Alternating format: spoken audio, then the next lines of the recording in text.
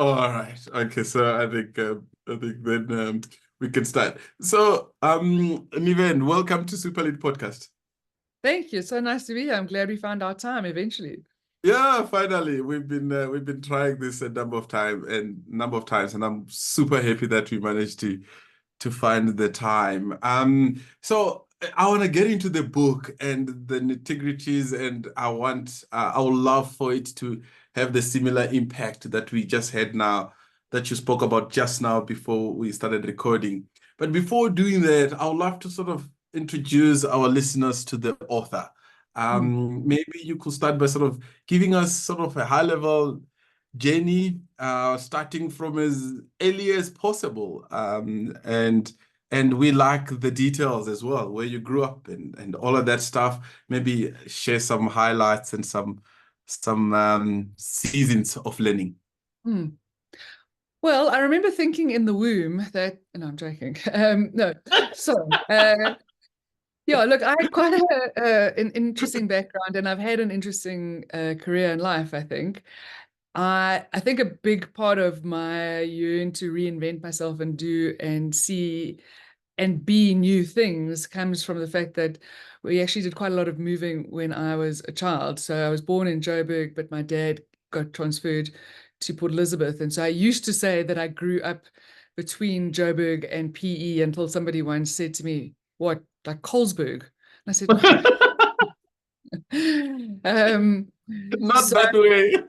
no, not that way. So I left school when I was 17. I mean, I finished matric and I was head girl, and everyone thinks, okay, well, head girl, you're supposed to do amazing things. I had no Of idea what to course. do. No idea. And no one in my family had been to varsity. So my dad said, listen, you need to figure out what you're going to do next. And if you want to go to varsity, you're going to have to pay for it because we don't have the money. And I didn't, but I ended up backpacking for 4 years. And so I came back and then did actually start studying when I was 21. Uh, You backpacked and for 4 years. Did I hear yes, that correctly? I beg your Uh, pardon? Did I hear that correctly? For four You years? did. 4 years, four. One, two, three, Where? four. How? Who? Uh, so I started in a kibbutz, met lots of people from all over the world, and then the 1,000 rand that I had, Yeah. not surprisingly, even in 1990, ran out very quickly. So then I had to get jobs. Got jobs at the Oktoberfest, as a dishwasher in Greece, at the Edinburgh Festival. Then I wanted to learn Italian, so I went over to Italy, worked as a deckhand, worked as a waitress, worked as a nanny in the States. So all manner of places. So I actually, because I had to work for months at a time to get enough money to go traveling again, I probably spent half that time, no, maybe even 3/4 of that time working, and the other quarter actually traveling. I Then, see, I see. yeah, came back to South Africa and started studying when I was 21. Had Yeah. my first executive position when I was 29, which still astonishes me because, frankly, I would not have hired me. So, how the board hired me, I don't know. And then I've had a very interesting career, of which I'm very proud and for which I'm very grateful, of working between NGOs, corporates, and the public sector. Please, And maybe some details on those. Just yes, just uh, just some names where possible. yeah, so I started as a strategy consultant at Monitor, which was then acquired by Deloitte. I then headed Right. up two very large NGOs, uh, which gave me insight into all manner of things. The one was the Businesswomen's Association, which at the time was the largest, most credible organization of businesswomen in the country. I think it's probably lost its way since then, but at the time it was fabulous. And then NOAA, which looked after orphaned and vulnerable kids at the height of the HIV/AIDS crisis. Then I went to the Reserve Bank for 5 years, and then head of leadership and culture at Standard Bank for the whole group. And then Sure. about 7 years ago, as I said to you before we started, I decided I was never going to fill in the leave form ever again. That I want to work into my 80s, frankly. I don't want to Mm. retire. I do the things that I think people aspire to do when they retire now. I travel now. I Oh, take time stunning. now. So, yeah, I decided I wanted to set myself up in business and did that 7 years ago. And hopefully we'll do it for the next 30 years because I'm 52 now. So 82 sounds like a maybe You a look sign of, about 30, you look about 36. oh, No? really? That's Um, very kind of you. Don't you love the studio lights and patience through time and distance and a screen? So yes, I've had all manner of roles, and like I say, other than my first role at Monitor, where there was a standard job description, as you would know from your time at McKinsey, mm, every other job I was the first person in that role. It was a brand new role, and I always say I had no KPIs, I had no job description, and if I did, it was the words "figure it out." sure, Well, figure it out. What does this role need and require? sure. And that's essentially in a nutshell, I suppose. Lovely. I'm curious about 8 years ago, just this period before you decided no more leaf forms. I'm Yes. wondering what was happening there. How did you finally land at, okay, this is it. I've got a fantastic role here in one of the largest banks in the continent, and I am doing well, but yeah, I want to leave. Look, I've left pretty much all of my jobs without another job lined up. I've gotten to the point where I suddenly think, no, it's time to go. And I think with Standard Bank, it was really a question of a number of things that happened in my life at the time. So I had actually found out a year before I left that I had cancer, and I have lived a very conscious life, a Mm, life which has been very intentional. sure. And I think there is something about that kind of thing coming into your life that no matter Yeah. how conscious and intentional your life is, it does get your attention about what you really want, even Yeah. more than anything Yeah. else would. And what Sure. you are prepared to accept and what you're not prepared to accept, what you are prepared to back yourself on getting and what you're going to forego in this time around, you know. So I Mm, think that that was not insignificant in terms of me, like I say, even more so than I have throughout my life, really trying to think about what do I really, really want and what am I prepared to risk here? sure, sure. So there was that significant moment, and then from there, you sort of got to this moment of clarity. This is what you want to do, and you could just leave without anything else lined up. Most people listening will be like, "Yo, that's a big, scary move." Yeah, look, but I get that that would be a normal reaction because it is a normal reaction. And I suppose I have maybe a different risk appetite or a different definition of risk. So when people say, gosh, that's risky or that's brave, well, it's only brave if you're scared to do it, right? And in Sure. the absence of fear, it's not courage for me. It may be courage for you because you would feel fear. It's not courage for me if I'm not feeling fear. And I think the second thing is that there's two definitions of risk. Okay. The one is the risk that bad things will happen, and this is true. Yeah. The other is another whole counterfactual category of risk, which I don't think we ever think about as managers, as people. And that's the risk that good things will not happen. The risk that good things Sure. will not happen. And we're Sure. so understandably and rightfully concerned with the risk that bad things will happen. But that's where all our focus goes. Actually, I think that's where half our focus should go. And, you know, this is not some thumbsuck bumper sticker philosophy of mine. I remember when I was at the Reserve Bank and heading up a department, we had a person come to speak to us for a lunch session. Yeah. And he was, I forget his name, I forget his details, but I do know that he had a PhD in risk. Sure. And when he said this, I thought, okay, so this is technically what risk is considered to be. Why have I never thought about this as a person or as a manager? Why have I never been required to think about this and spend as much time on the opportunity cost or the counterfactual of what might not happen from a good Sure. point? Wow. No, no, no. I'm still processing that. Yeah, Good. It it took is. me a little while as well because it's quite a profound paradigm shift, you know. And we talk, I mean, you speak about it, I'm sure, in your teaching and your role at Gibbs. We speak about paradigm shifts We freely and do. often. But actually, in my experience, it's very seldom that our paradigms shift profoundly. For the most part, you know, our operating model stays fairly constant, and then we just add additional templates and frameworks and skills. Yeah. But I think the crucible experiences of life, like cancer or any other health scare or something truly enormous, Yeah. those crucible experiences will be a paradigm shift often. And then sometimes you are fortunate enough to hear somebody talk about something like risk in a way that makes you think, like it made me think. Yeah. Good grief. So, Good grief, so that's true. I wonder just taking that paradigm shift, how some of the decisions you may have made at the back of, hey, there's this other world view of risk. Hmm. Maybe one or two examples that might help it land for me and for listeners.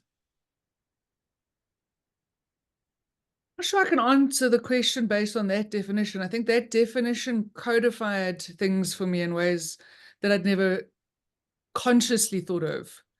But unconsciously, I think had clearly compelled and propelled me. Because if I think about getting on a plane at 18, in fact, I'd been 18 for 3 weeks, I wanted to see the world. Let's go. Well, of course, there is something to be said about the fact that our prefrontal cortex isn't fully developed until I think we're 25 or 26. And so I didn't fully understand the risk that bad things could happen. And my Yeah, parents were quite relaxed that I would figure things out. But I yeah, see, for me, it was very clear. There's a whole world waiting to be discovered. Let me go. Let me see what's around the next corner.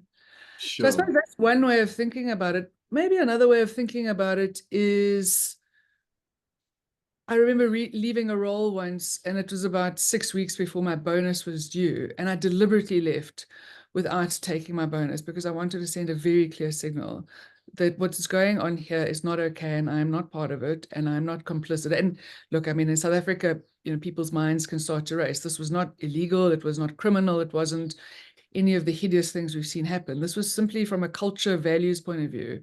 No, Yeah, keep your bonus. I'm going. sure. Wow. Right. Okay. Yeah, it sounds like even before recording, our conversations can go. But yeah, if we transition ever so slightly, I think even this last answer might be leading us there. You wrote a book called "If You Don't Do Politics, Politics Will Do You." Yes. Just I imagine this Stop is the laughing. It's question. a great title, and it's one that's resonated with a lot of people. So perhaps it's wry laughter, in which case I'll take it because I can certainly wryly laugh at the title. So, tell me about, so first, what is happening in the world of work that called this book out? Well, it's very funny because I had some colleagues say to me from various roles through my career, but Niven, what do you mean you're going to teach people about office politics and you're going to write about it? You were so terrible at this stuff. You were good. And my partner, when I left to deliver my first workshop, said, don't worry, Niv, remember, you really sucked at this stuff, but you'll be great teaching it, okay? And so I suppose it's that idea that somebody said to me a while ago, yes, well, you know what they say about the books that we write? And I said, no, I don't. Who's the they and what do they say? And she said, we write the book we were meant to read. Oh, whoa. I thought that was wonderful. And I think that's true because if I think about and in designing the workshops that I run and thinking about and writing the book, when I reflected on my career, it wasn't the times that were difficult were never about technical issues, were never Sure. about being technically wrong. They were about being politically ineffective. And so, in designing this course and writing the book, I spent a lot of time not just researching a subject that I was completely oblivious to and allergic to, but actually Yeah, really thinking about my career. And like I say, the times that I hit my head against a brick wall, it was a relational political issue and a relational political breakdown, not a technical inability. sure. And so in the book and in the work that I do, what I try to get people to understand is, the framework that we use a lot in business schools: what, so what, now what?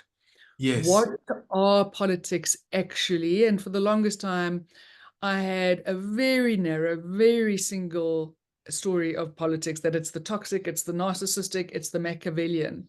Yes. Well, no, that's part of it, but it's not the whole story. It's bad politics. But there Okay. is a whole arena for positive, ethical, constructive use of politics and acquisition and use of your strategic relationships, your power, your influence, and your reputation. So you can use this stuff, and you really should use this stuff effectively, because it makes an enormous difference in all manner of ways, not just to your career, but to your team's success and your organization's functioning. So the what and unlearning what we think we know about politics. And this single story is as widespread as it is wrong and as naive as it is mistaken. Yeah. And this is not just a South African shortcoming. I mean, I lecture and work all over the world. The second thing is around the so what. Well, why does this matter? What are the opportunities and opportunity costs if you're not skilled at this? Or conversely, if you're bad at this or you're making political mistakes? The third section is then around the now what. Sure. Well, you've got the what, the so what, now what? What are you going to do about this? How are you going to craft and not just craft, but actually implement and deliver a strategy, your political strategy, in the context that you're in relative to what you're trying to achieve? Lovely. That matters, I think. Those things, I think, all help people think differently about the subject, but also make it real and personal for themselves, because the theory only takes you far. The meaning for yourself and the action by yourself, that's what makes a difference. Lovely, lovely. Love the framework. Love the framework. Now I want to go one step at a time, and I want to take it as slowly as we possibly can. So just help me with the what. Yes. What is organizational politics? Because it's not like finance, right? Or strategy or something that we can sort of, I don't know, that you go and we learn and we know how to run those numbers. And it might be different things for different people. Maybe just helping us with just unpacking this a little bit. Yes, well, I think you're exactly right. Look, Roosevelt Moss-Cantor at Harvard Business School said in the 1970s that it is easier to talk about money and sex at organizations than it is to talk about power and politics. And, here we are 50 years later, and it's still the case. The idea that no, we don't have politics in this organization, we're a meritocracy. Well, that's simply impossible. You've got more than two people, you've got politics. The nature of the politics, sure, we can have a conversation around that, but you will have politics. So let's talk about what politics are, and what they are is about the informal, the unofficial, they're not necessarily sanctioned. They can be sanctioned, but primarily they're the informal, the unofficial, the sometimes behind the scenes ways that we use, and we all use them, to get information, to sell ideas, to get support, to give support, to make things happen. And exactly like you said, this isn't written down in a policy or a procedure anywhere. In fact, it's probably more accurately described as inhabiting the white spaces between the words in your job description. Your job description will tell you the formal stuff. The politics are in those white spaces. And so what I always say to people is, look, you have every right. It's your career. It's your life. Make whatever decisions you want. You have every right to sit out the political, informal, relational, influencing side of organizations. But when you make that choice, for heaven's sake, make sure that it's an informed choice and that you know the risks and the assumptions when you make that choice. Because in my opinion and my experience, some of it hard won and too late come by, when you only focus on the formal in the organization, the things that you see, the things that are visible, the things that are contained in the delegation of authority and the organograms and the operating procedures, and you focus only on that as the only reality in organizations, ignoring the informal, the unofficial. Well, it's like playing tennis on half the court. I mean, the Springboks have just won, so it's like playing rugby on half the field. And it's that significant that it's almost half. And in fact, frankly, Maanda, I would say in highly politicized organizations, and somebody has said it in a workshop once to me, and she worked in a highly politicized organization. I mean, I've worked with it, so I know how it works. She said, frankly, I don't think things would get done in this organization if it weren't for the politics. So you sit on a spectrum from minimally to moderately to highly politicized organizations. And in my experience, in my research, large organizations, complex organizations, organizations where people have been around for a long time, and there's lots of backstories and relationships that go back years. Matrixed organizations, you're walking into a highly politicized Yeah. organization. So the nature of those politics, sure, they can also run the spectrum from destructive to constructive and somewhere in between, but it will Yeah. be highly politicized. Sure. Lovely. So I just want to paint this spectrum of this destructive to constructive Yes, environment so that I get a job offer and I'm excited. I'm going to this fantastic organization, and then at induction they tell me that you have dual reporting and there's some metrics, and then what are some of the things I can start to figure out as I yes. walk in, or maybe where I am, Mm. to diagnose the level of politics I'm in, so at Yes, least I can yes. change my strategies. Well, I think there's two lovely questions in there. The first one is around understanding where you are. And for me, if I can help, if we can help in this podcast, at least through awareness, well, then I'm thrilled. But in terms of assessment, that is contextual, that is individual. And so people have to do that for themselves. And so if they go to my website, there's a whole workbook that they can download for free to analyze and ask themselves some questions about themselves and their environment and start to diagnose where they are. And Well, I think that and the name of the website, please, because I think uh, this is important. nivenpostma.com.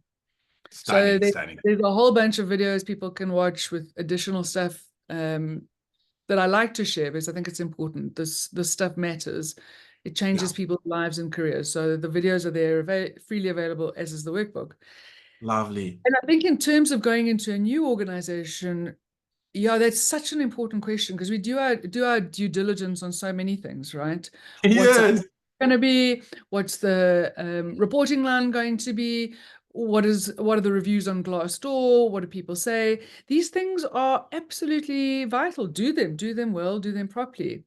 yeah, But trying to get a sense of the degree of politics and understanding quite how the politics works, like how the culture actually is, as opposed to what people say it is and what the EVP yes, is supposed to be. This takes some real thinking. But of course, people don't think to ask those questions or to try to extract this information because they're not even aware of how important it is.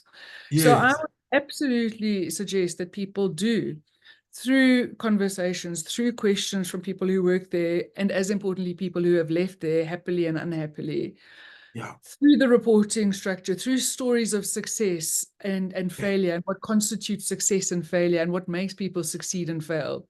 Really try to sure. get a sense of what are the politics I'm walking into, and how does that align or not with my degree of political skills. Because if you are a political neophyte and you're walking into a highly politicized environment, or you as Yeah, somebody who are who is completely allergic to politics is walking into a yes, highly politicized environment, it doesn't matter how constructive those politics are, you will be completely adrift. sure. So now, also, there's assessments on your website where we can sort of see how politicized the environment is, and then we Yes. can gauge that. And I encourage all our listeners to go and listen to the videos and do the assessments. The second one is therefore, how do I know if I'm skilled? Hmm. How do I know if I'm the right match? Yes, Some people yes. might be like, I'm politically astute, but maybe I'm at kindergarten on this. Yeah, yeah. Well, that's what the workbook has got as well, is a whole bunch of self-assessment. So you assess the context and the environment, and you can assess yourself. Okay. And look, I think people also need to understand. I was reading an article the other day, you may know it from Gibbs, the concept of when people are brought back, CEOs are brought back to companies that they were leading, and yet they fail the second time around. I think maybe the one notable exception is Steve Jobs. Yeah. But the point that was being made in this research is that contexts change. Yeah. And even if it's the same company, and even if you were the CEO and highly successful, you come back, it's very profoundly a different company, Yeah. even if the products and services are the same. And so being politically skilled in one environment and being able Sure. to navigate your way through that may well set you up because you have innate skills and an innate way of doing this. But as with all contexts and all Mm, companies, it is mm. contextual. So just because you implemented a fantastic strategy and it worked in one company does not mean that it will work in another company, or the approaches that you took in another company will work. As much Yeah, with the content as with the process. That said, I think there are some people who are naturally skilled and they can maneuver and navigate through multiple environments. But those are very few and far between. We have sure, to find an environment where we want to navigate and can navigate, and they are not necessarily always the same thing. And it's seldom that you see somebody go through their entire career without some regrets, without some missteps. And sure, often, again, in my experience, that's about a cultural, political mismatch rather sure. than a technical stuff up. Sure. Before going to the assessment, and if someone is listening now and say, I'm just driving, can you share one or two things that are on the I am super low skilled, and maybe some one or two, three things that are examples of relatively high skilled and that may Yes. be fine-tuned to fit Yes. into the environment? Sure. So for me, when I speak about political intelligence, so how many of us haven't been assessed and trained and developed on our IQ and our EQ all through school and all through work. But actually, PQ, our political intelligence, is not something we've ever thought about or ever had developed. And for me, political intelligence, which builds your political capital, rests on four things: your Okay. strategic relationships, your power, which is your formal authority, roughly corresponding where you sit in the organogram, because of course, the more senior, the greater your span of control, the more your resources, the more your ability formally to get things done. Then it's about your influence. So that's the third thing. That doesn't sit on an organogram anyway. That's about your personal abilities, your personal skills, the things that you bring irrespective of the level. And then the fourth one is about your reputation. And I read something the other day, which I thought was wonderful. And they said your brand or your reputation is really just about building trust at scale. And I thought, yes, that's true. Sure, You know, what is your reputation with people who have never met you or who don't know you personally? Well, that's trust, or of course, distrust at scale. sure, You are politically intelligent. You know that these things matter, even if you've never formally, consciously verbalized it. And you spend as much time building those things, and you spend as much time on your to build your list, your to build your political capital, as you do sure. on your to do list. And I think that's something that a lot of people who are not politically skilled don't understand. And so they tend to treat work like school. They think if they just do everything right and they put their head down, their Yeah. work will speak for itself and the teacher will give them an A. But that's not how work works. And we can have a long philosophical discussion about whether that's how work should work, but it's Yeah. not how it works. And so if you treat work like school, if you see political relationships as a distraction from your job and not as part Yes, of the job, especially the more senior you're getting, you're probably way less politically skilled than the people who do see that this is fundamental to their job. It allows them to do their job and it allows their teams to be successful as well. sure. So I wanna just double click on two of these only because of time. So I imagine the formal role, people kind of, it is you are appointed as head of this, so you have some power there. And then the reputation, I guess you continue to do good work and then that builds, but you actively do something with it. I'm curious about maybe the first one, the strategic relationships. How Mm, does one build this? And more intentionally. mm, And I want to just put a subtext to this around uh, if you are different also from demographics perspective, how does one effectively build those strategic relationships that matter? mm. So there's to your second question, there's a great article, and I really recommend people go read it from the Harvard Business Review, January 2022, why some people pay tolls at work and others cruise the open highway. And the point that they make there is when you are the other, Yes. in whatever demographic, race, gender, age, nationality, background, language, whatever it is, when you are the other in a group with the power and the influence, you will pay tolls.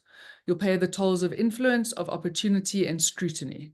So the good Sure. news is, and the bad news is, that this is not entirely up to you. There is a bigger system and a structure. So, the whole sociological debate about agency and structure, there is a bigger structure where we Yeah. make other people pay tolls, even if it's not conscious, even if it's not malicious, even if it's not intentional. Sure. That said, we all do have agency around how we show up. And I think it's very natural and very understandable. I was part of a women's month panel discussion last week where somebody was saying, I'm the only woman, I'm the only woman. It's absolutely exhausting. And I get that. I mean, there were some real things that she was talking about. As a Black man, I'm sure you could add some of your own. Yeah. Yeah. And I said to her, on the one hand, there is a shorthand when somebody is like you, and the like you can take many forms, of course. Yeah. And the problem with networks is that we're narcissistic and lazy, as Erminia Ibarra says at London Business School. So we tend to have networks that look just like us with backgrounds that are very similar to ours. And that's Yeah. comfortable and that's lovely and that's reassuring, but it's not necessarily effective. We need to build networks that are bigger than our background, our demographic, our preferences. Because Yeah. the wider our network, the more effective we can be. And frankly, Absolutely. I think it can be a huge mistake, an understandable one, completely, but a Yeah. mistake to think it's only people like us who will support us, who will be our sponsors. In fact, I had a delegate at a workshop 2 weeks ago, and she said it with no small degree of pain, actually. A Black Yeah. woman who said it really distresses her to realize that actually some of the best and most vocal support that she's gotten in her career has been from white Afrikaans men. Sure. White Afrikaans men advocating for a Black woman. Yes, Sure. there could be reasons for it, but she was looking for Black women to support her. She wasn't getting them. Now, I'm not saying Sure. this is true of all Black women's Yeah. experiences, obviously Yeah. not. But what I'm saying is that had she kept waiting for a Black woman to come and be her ally and her sponsor, she would have waited a lot longer than she needed to, because there were people waiting and willing to sponsor her that didn't look like her. Sure, sure. So essentially, we do have some agency. We can we can reach out even if we are different. Yes, And yes. difference does not necessarily mean that the relationships might not be beneficial or No, constructive. I think exactly the opposite, because at the end of the day, I mean, the one thing we all do have in common is being human beings. And so what is it that as another human being we actually share in common? And it's anything, from travel to food to mountain biking to books to animals to children. It's very unlikely, if you have a healthy degree of curiosity about your fellow human beings, your fellow travelers on this planet, and your fellow colleagues at work, that you won't be able to find something in common. And Sure. from there, start to build a relationship. Sure. So practically, I'm a procurement manager in a big bank, Yes. middle management somewhere, and I'm listening. I go, right. So where do I start? I've got some relationship with the folks I work with. Do I need to go and, find people on LinkedIn? Do Hmm. I, what are some of the practical things I can do to broaden my network? Well, I Do think I the go to first the network sessions? Yeah, so I think the first thing to do before you even start to go out and frantically spray and pray and build your network on LinkedIn or anywhere else is to understand, what do you want? I mean, okay, so Right. you're a manager in procurement in a bank. All right, so do you still want to be a middle manager? Do you want to be in procurement? Do you want to be in a bank? Do you want to be in this bank? Because unless, and again, having worked at McKinsey, you'll know the elements of strategy. Unless you know what you want and where you're trying to Sure. get to, you're never going to come up with a strategy. So Sure. what is it that you actually want from Okay. this role, from this organization, from this time that you've got, for the next year, whatever it is? And only once you're clear on that can you start to figure out how you might get there, who you might need to know, who you might need to get as an ally, and who might be an adversary that you need to convert to an ally. who might be opposed to you getting there and your competition, how you might need to start using your attention and focus more wisely. Sure. But before any of that, what do you Yeah. want? What do you Go. want? Do you not want? Lovely, lovely, lovely. So now, so that's sort of on the constructive side. Maybe the one more to dial in is, how do you grow your political influence? Through those four things. You do Okay. need to have the right people, because there's only so much time in a day and so many conversations that we can have by ourselves, for ourselves. Yeah. But when you bring in other people who can do it for you on your behalf, especially if you understand that some of the most important decisions of your career are going to be taken when you are not in the room, you know, Sure. who is in the room for you? Your network can make all manner of things happen for you. It's like passive income, right? You're asleep and you're still earning some income. How wonderful! Well, you're asleep, people are still talking on your behalf and looking for opportunities for you.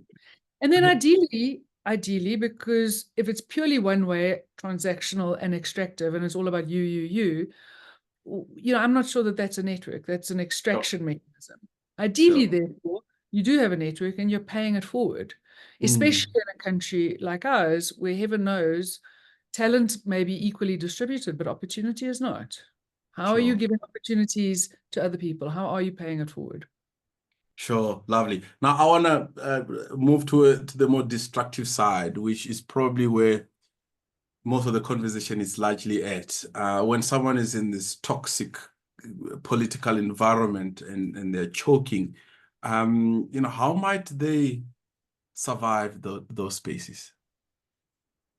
So I was moved to the point where I could feel the tears coming in my eyes the other day.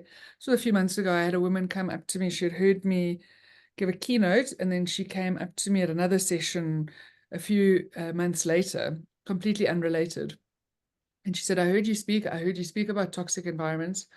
I heard you say that it's not my fault, that it's like abuse, domestic abuse. Yeah. You have to get out. That the gaslighting is not normal. Mm, It's normal in that it's normal to a pattern of abuse. But yeah. the fact that you are doubting your competence and your confidence and frankly starting to doubt your sanity Yeah. is normal. Is normal in Sure. how these relationships play out, and it's normal in how toxicity is experienced. But toxicity is not normal. You need to get the hell out because it will kill you. And I am not speaking metaphorically, I am speaking literally. I mean, I have heard So, stories that would make your hair stand on end over the years. So I think if you are in a toxic environment like this woman was, who then came up to me, as I say, at the subsequent event, and she said, Niven, the only thing that stopped me starting to think very seriously about killing myself was what you said, because I was starting to think that this was the only way out. wow. And that's how seriously you must take a toxic environment. And look, let's also be very clear on what a toxic environment is. Yes, It's not a please. manager who's holding you to account. It's not a team with high standards. It's not people who you may not keep in touch with if you leave and who you'll never invite to your home. It's not people whose company you don't particularly enjoy. Toxic is constant, unrelenting fear. Constant, unrelenting fear. Oh, Okay. And abuse, which may not be overt, certainly won't be physical in most cases, but is under the surface all yeah. of the time. To the point, like I said, you start to doubt your sanity because gaslighting is inherent in this. So one of the exercises in the workbook is how to diagnose if you are in a toxic environment. And really, Maanda, I've thought long and hard about this. I have had all manner of stories. I've done research. I have a colleague who has a PhD in corporate bullying. Yeah. In my experience and in all the research, it is very unlikely you are going to change an abuser in an abusive, toxic environment. Even Sure. HR, I've had people in HR say to me, in fact, at a session at Gibbs in a conversation, a woman who was head of HR said, we knew what was going on and we were too scared to change it. So it is Sure. very unlikely that you will change it. It is very likely that you will come out seriously worse for wear and scarred, mentally, Sure. physically, emotionally, personally, professionally. Get Sure. that out, especially if you are the primary breadwinner. Because Sure. as the primary breadwinner, you cannot afford to break down. You have to work, but you do not Yeah. have to work in this job. Sure. That is a sobering advice. Now, if I just tilt it a little bit, someone is listening to this and go, might I be that person potentially for my employees? Mm, Maybe I just don't know that I might be a leader and yet I have this effect. My intent might mm, be different from my effect. mm, Um, what are some of the sciences? What are some of the things that person who's got bullying effect might mm. want to do differently? Yeah, that's a great question. And of course, I was asked this once in a workshop, do bullies know that they're bullies? And Sure, I ended up having such an interesting personal conversation, the delegates and myself. And I suppose there is the truth that hurt people. sure, But by the same token, there are also people who were bullied in their career who are absolutely adamant this stops with me. So I yeah, think we can continue what we have known, or we can do the complete opposite. I think you can look at some of the stats. How many sick days is your team taking? What kind of sure, turnover have you had? What kind of input do you get when you ask for suggestions, when you ask for contribution? As a leader, I think we get a culture that we demonstrate and that we tolerate. So, are you demonstrating willingness to learn? Are you demonstrating that you don't know everything? Are you demonstrating that you are able to hear tough feedback without lashing out or taking it out on people? And sure, similarly, do you tolerate pushback? Do you tolerate feedback? Do you tolerate people being unsure? Do you create a context where people tell you that it's psychologically safe, not you decide it's psychologically safe and everyone better agree? So I think there's the hard stuff. What does your absenteeism level look like? What's the pattern here? What does your sure, turnover rate look like? How many sure. people want to come work in your environment? And the reality is, especially the more senior you get, it's Mm, very unlikely you get tough feedback. How much tough feedback are you getting and how much are you listening to? Or are people just looking at you with screensaver expressions trying to get through the day unscathed, you know? sure. Sure. Wow, I can't believe we're like at the top of the at the top of the hour. So we ask all our guests. I feel like there's a sequel here, which I will try and negotiate out when we're not on the record. We ask our guests these two questions. One is maybe giving our listeners a challenge. After listening to us for this duration, what's the one challenge you want to sort of leave with our listeners? And two, maybe recommendations around resources, articles. You have started already with the website and a few articles. Any additional resources around the space?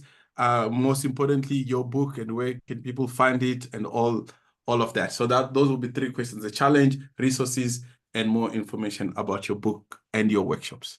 Yeah.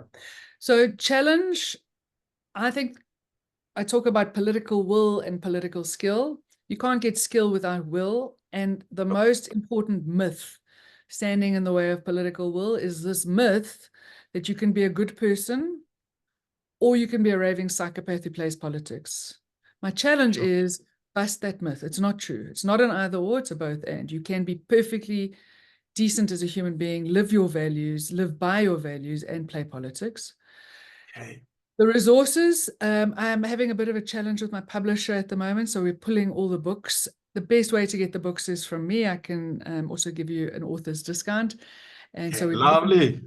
Amazon and Take a Lot and exclusive. I'm your best source. And then the resources. Yeah, my website's a great place.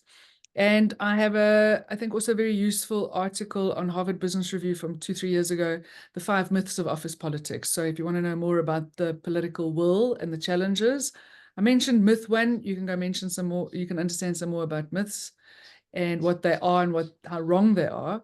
And the article is called You Can't Sit Out Office Politics. But there's a link to that on my website as well. Starting. Oh, and even this time just flew by. And I we will sort of repeat some of what you've said on the show notes. But we're incredibly grateful for your work and for the time that you spent with us, and more so the insights that you continue to share. That was such a pleasure. Thank you for the invitation. I hope that the right person heard what they needed to today when they listened to it, and that on many levels or in some big or small way, it helped the right person at the right time. You've already helped me, so Oh, well, there you go. so I'm patient number one. Good. Yeah. Let me